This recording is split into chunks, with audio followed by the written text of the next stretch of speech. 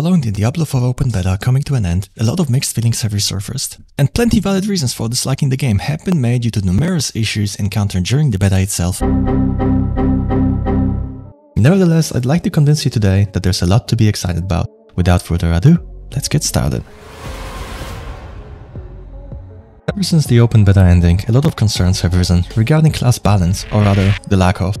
However, a lot of classes scale with gear a lot better than others and require a lot of core aspects or uniques to perform well. In the 1 to 25 beta alone, Barbarian went from the weakest hitting class to the strongest hitting class in the span of a week, with players like Kaiser showing off what the class is really capable of with investment.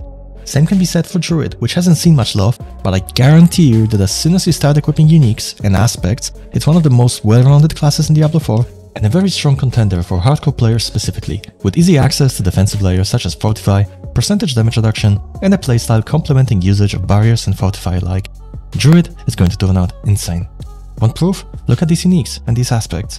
When combined, you will have a screen-wide AoE clear, mixed with solid defenses and okay mobility, which in all due honesty isn't all that bad since you spend less time running from pack to pack and more just running forward. Based on what we know from the alphas, a lot of various builds were actually viable to get players to endgame. However, as they are subject to NDAs, this is a bit of a trust me bro moment. Yet again, through beta testing alone, I can guarantee you that if you slap multiple aspects and focus on a singular skill, chances are you will be happy with the outcome. One of the things that I personally am the most excited about is the dungeon system they implemented. Using sigils, we'll be able to open nightmare versions of the pre-existing dungeons in the world, allowing us to have more control over the layouts we choose.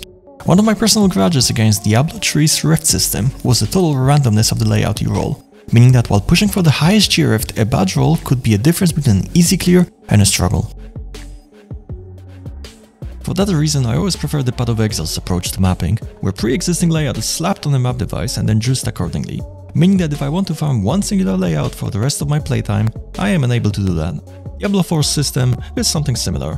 Sigils, for simplicity's sake, are PoE's maps. They exhibit the same properties of having affixes written out on them and scaling with levels, with the fundamental difference being that sigils have various tiers.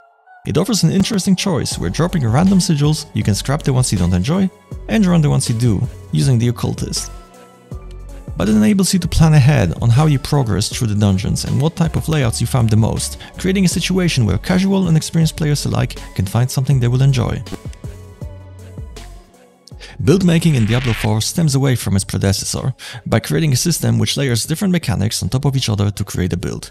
Thanks to talents, paragons, uniques, aspects, and even 2 choices per skill, it creates an environment where different players will play different builds as the game progresses, with the most obvious and correct choices obviously coming out ahead of the curve as the meta, but the lack of sets elevates the problem of being tunneled into a single option.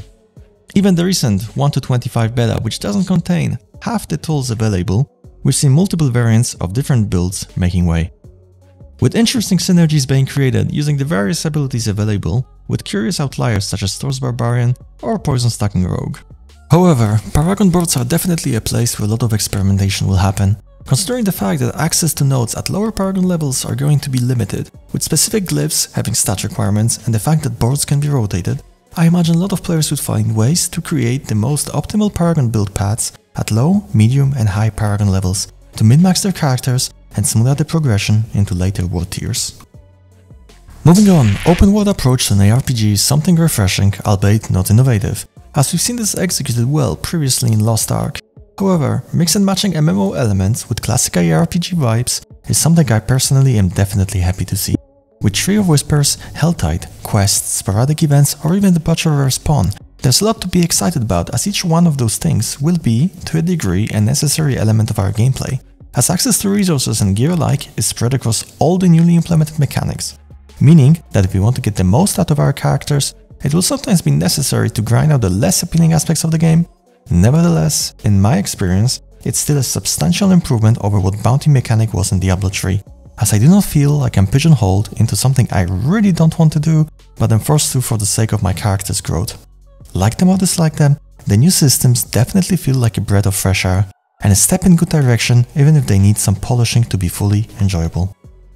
The game isn't devoid of issues, and a lot of examples brought forward by the community should raise an eyebrow.